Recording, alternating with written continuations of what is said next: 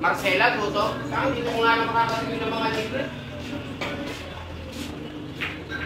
Ano kung nga kayo sa asmate, lima sila. Maganda yan. Nakaramin lang. Kung nagkakaroon na pala talaga. Napasok sila dito, inisip ko na dalawa, napasok sila dito. Hindi mali ako dalawang ganyan, bumitis.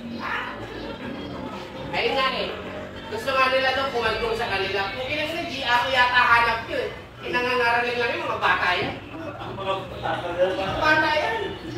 Isa kung palaban nito yun. Saan pinita? Gila. Palaban dyan yung bakla. Oo nga. Eh yung bakla dyan nakapula. Tingnan mo, sasayaw sila dyan. Hindi, wait lang sila. Sasayaw sila dyan.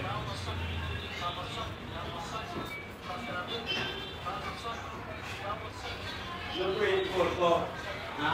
24, magabi. Good. Ang kabalo.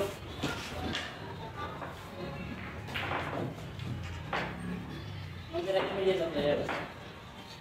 Ate.